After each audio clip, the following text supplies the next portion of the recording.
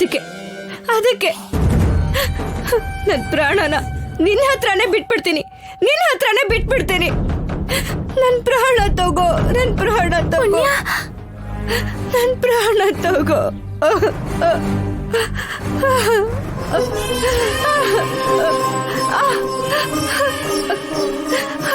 ಅಯ್ಯೋ ಪುಣ್ಯ, ನನ್ ಮಾತ್ ಕೇಳು ಪುಣ್ಯ. ತಗೊಂಡ್ಬಿಡು ಪುಣ್ಯ, ಪ್ರಾಣ ನಿಂದೆ, ತಗೊಂಡ್ಬಿಡು. ನನ್ನ ರಕ್ಷಿಸಿದೆ, ನನ್ನ ಕಾಪಾಡ್ದೆ, ಇವಾಗ್ಲೇ ನನ್ನ ಪ್ರಾಣ ತಗೊಂಡ್ಬಿಡು. ನನ್ ಮಾತ್ ಕೇಳು ಪುಣ್ಯ. ಬರಲ್ವಾ? ಈ ಭಕ್ತಿಯನ್ ಕಾಪಾಡಲ್ವಾ? ಪುಣ್ಯ, ನಾನು ಹೇಳೋದ್ನ ಕೇಳು. ನನಗೋಸ್ಕರ ನೀನ್ ಬರಲ್ಲ ಅಲ್ವಾ? ತಗೋ, ನನ್ ಪ್ರಾಣ ತಗೋ, ತಗೋ, ತಗೋ. ಪುಣ್ಯ, ನನ್ ಪ್ರಾಣ ತಗೋ.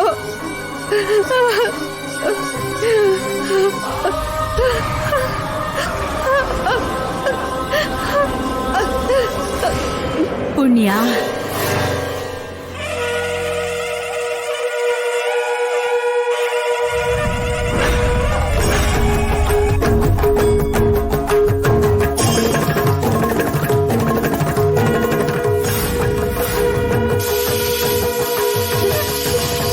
ಅಮ್ಮ,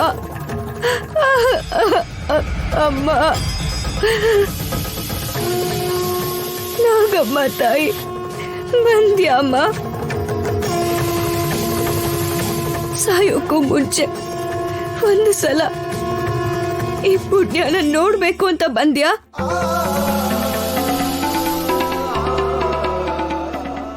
ಹುಟ್ಟು ಸಾವು ಅನ್ನೋದು ದೈವಾಧೀನ. ನಮ್ಮಿಬ್ಬರ ಬಂಧ ಜನ್ಮ ಜನ್ಮದ ಅನುಬಂಧ. ನೀನು ಒಂದು ಕಾರಣಕ್ಕೆ ಹುಟ್ಟಿದೀಯಾ. ನೀನು ನಿನಗೋಸ್ಕರ ಹುಟ್ಟಿಲ್ಲ. ದೈವಾಜ್ಞೆಯನ್ನ ಪಾಲಿಸೋದಕ್ಕೆ, ಗರುಡ ಜಾತಿ ಮೇಲೆ ಯುದ್ಧ ಪ್ರಕಟಿಸೋದಕ್ಕೆ ಹುಟ್ಟಿದೀಯಾ. ಏನಮ್ಮ? ನಾನು ಒಂದು ಕಾರಣಕ್ಕೋಸ್ಕರ ಹುಟ್ಟಿದ್ದೀನ? ದೈವಾಜ್ಞೆನ ಪಾಲಿಸೋದಕ್ಕೆ ಅಂತ ಹುಟ್ಟಿದ್ದೀನ?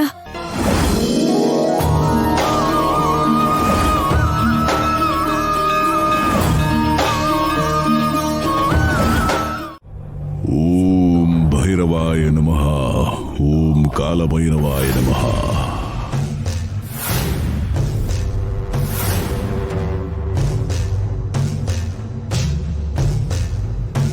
ಓಂ ಭೈರವಾಯ ನಮಃ.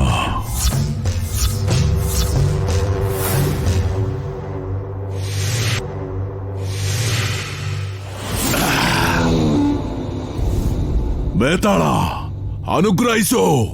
ಈ ಅಸ್ಥಿಗೆ ಮಹಾಬೇತಾಳನ ಶಕ್ತಿಯನ್ನು ಕೊಡು. ನಾಗಗಳನ್ನ, ನಾಗಭಕ್ತರನ್ನ ವಶ ಮಾಡಿಕೊಳ್ಳೋ ಅಂತ ಮಹಾಮಂತ್ರದಂಡವಾಗಿ ಇದನ್ನ ನನಗೆ ರೂಪಿಸಿಕೊಡು ಬೇತಾಳ. ನಾಗನಿದಿನ ನನ್ನ ವಶಕ್ಕೆ ಕೊಡು ಬೇತಾಳ. ಈ ಮಹಾದೇವಿಯ ಮೂಳೆ ಮಂತ್ರದಂಡವಾಗಿ ನಾಗಜಾತಿನ ವಶ ಮಾಡ್ಕೊಳತ್ತಾ? ಹೌದು ಭೂತಕ್ಕೆ. ಈ ಭೂತಪತಿ ಹೋಮನ ಪೂರ್ತಿಗೊಳಿಸಿ ನನ್ನ ರಕ್ತದಿಂದ ಇದಕ್ಕೆ ಅಭಿಷೇಕ ಮಾಡಿದ್ರೆ ಭೂತ ಪ್ರೇತ ಪಿಶಾಚಿ ಶಕ್ತಿಗಳೆಲ್ಲವೂ ನನ್ನ ವಶವಾಗುತ್ತೆ.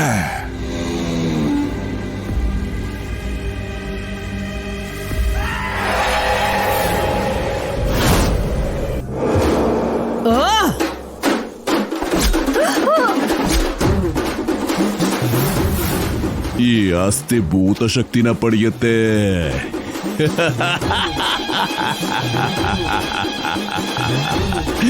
ಆಮೇಲಿದು ಮಾನವ ಆಸ್ತಿ ಅಲ್ಲ, ಮಹಾಮಂತ್ರದಂಡ.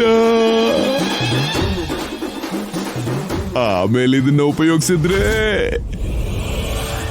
ಆ ನಾಗಮ್ಮನೇ ಅಲ್ಲ, ಕೊನೆಗ ಆದಿಶೇಷನು ಕೂಡ ನನ್ನ ವಶ ಆಗ್ತಾನೆ.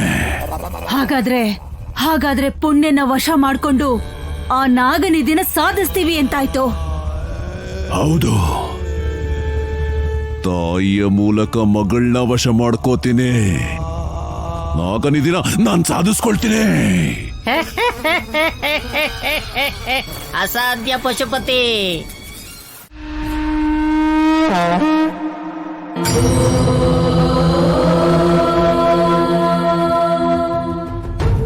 ಅಮ್ಮ, ಅಮ್ಮ ಹೇಳಮ್ಮ. ಅಮ್ಮ ಅಮ್ಮ ನಿನಗೇನು ಆಗಲ್ಲಮ್ಮ. ನನ್ನ ಪ್ರಾಣನ್ ಕೊಟ್ಟಾದ್ರೂ ನಿನ್ನ ಬದುಕಿಸ್ತೀನಮ್ಮ.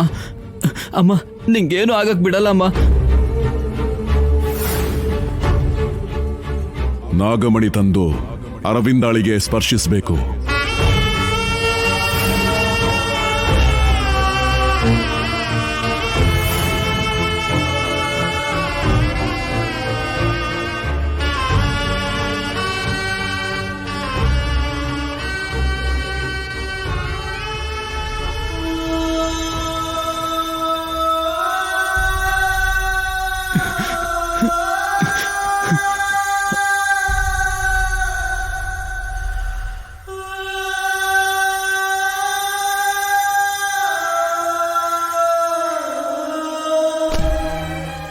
ಅಮ್ಮ ಚೌಡಮ್ಮ ತಾಯಿ,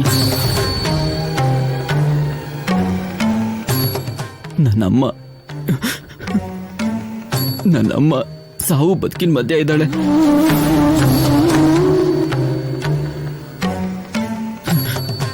ಆ ನಾಗಮಣಿ ತಗೊಳ್ಳೋದು ಸರಿನೋ ತಪ್ಪೋ ನನಗೆ ಗೊತ್ತಿಲ್ಲ. ನನ್ನ ಅಮ್ಮನ್ನ ಬದುಕಿಸೋಕ್ಕೋಸ್ಕರ ನನಗೆ ಬೇರೆ ದಾರಿ ಇಲ್ಲ. ಅದಕ್ಕೆ ನಾಗಮಣಿನ ತಗೋತಾ ಇದ್ದೀನಿ. ನನ್ನ ಅಮ್ಮನ್ನ ಕಾಪಾಡು ತಾಯಿ.